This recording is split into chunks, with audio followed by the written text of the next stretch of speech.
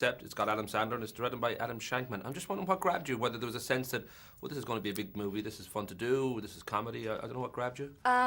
Well, you know, Sandler called me. I was very pregnant at the time. And he called me and said, you know, I have a kid and you're about to have a kid and I want to make a film that, you know, our kids can watch. And I think you should come do this with me. It'd be fun. And I said, okay.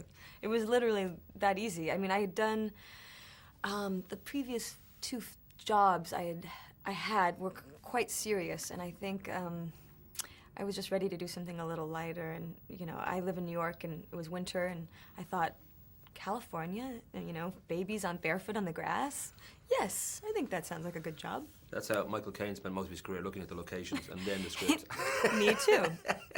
That idea of comedy, I know you would have touched on it in Felicity, and obviously you had 2 episodes of Scrubs, and Waitress has a certain amount of comedy in it too, right. but this is your first all-out kind of laugh out loud, hopefully belly laugh kind of comedy. Right. And I don't know, as an actress, whether that was quite tough to get right, because it, you know, comedy is apparently harder than good old-fashioned drama. It is. I just kind of tried to keep my head above water with Sandler and not mess up his scenes by laughing too hard. I mean, he's so good at what he does, and I think that's what's great about this film is it's sort of everything that Disney does so well, but then there's the Sandler element added to it.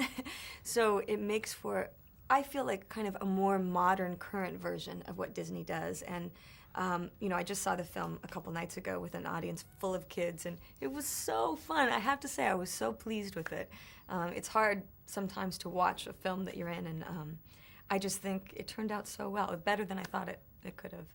Well, I was going to say, with someone like Adam too, and I guess there's a handful of people like him, Jim Keri being another, where they kind of like to sort of let it run a little bit and just sort of have fun in the moment, and hopefully they'll think of something. Yeah. Which I'm guessing is that sort of toughness of not being the one who sort of laughs, because hopefully it is funny, and hopefully it does supposed to spark an instant giggle. Yes, it's so difficult to not laugh, and then you throw Russell Brand in the mix, and the two of them, and it's like, oh my gosh, they're great.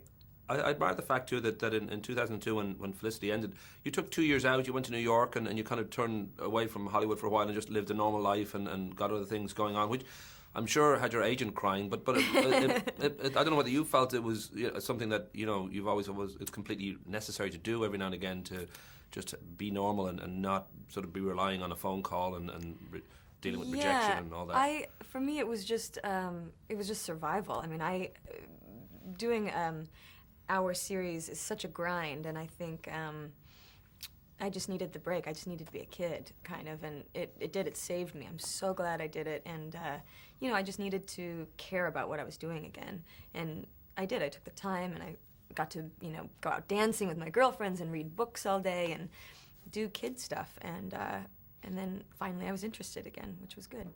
I know I've only got a few minutes left, so just a few quick things. Your nickname is Care Bear. Is that true? Someone else just asked me that. I don't think anyone truly calls me that. Always unreliable IMDb, so I think that's probably... I have no idea. It must be from when I was a kid or something. I don't know. You probably mentioned it once, it's a throwaway thing, and now it's that's the problem stone. when you've done things since you were 16 years old or something. Then there's like residual strange factors in there. Mad About Mambo, you shot in Ireland. I don't know whether, I'm guessing you probably haven't had a chance to be back because you've been pretty busy in the last 4 or 5 years. I've been back many times. I knew it. Many times. I'm guessing holidays. I don't know if you kind of have a favourite sort of spots to get to, or... I really loved Dingle, is it? Mm-hmm. And I really love, I love the Wicklow Mountains, and I've been back many, many times. Cool. I should mention too, of course, before we go, like me, you're an incredibly naturally attractive person, and I don't know whether when it comes to the fan side of it, that sort of still kind of gives you a surprise, because naturally, being out there, you're going to have people who've never met you sort of saying, oh, she's beautiful and she's hot. And I was looking at the always unreliable IMDb last night, and I was struck by Fred Wardo. He wanted to know, what movies is she naked in?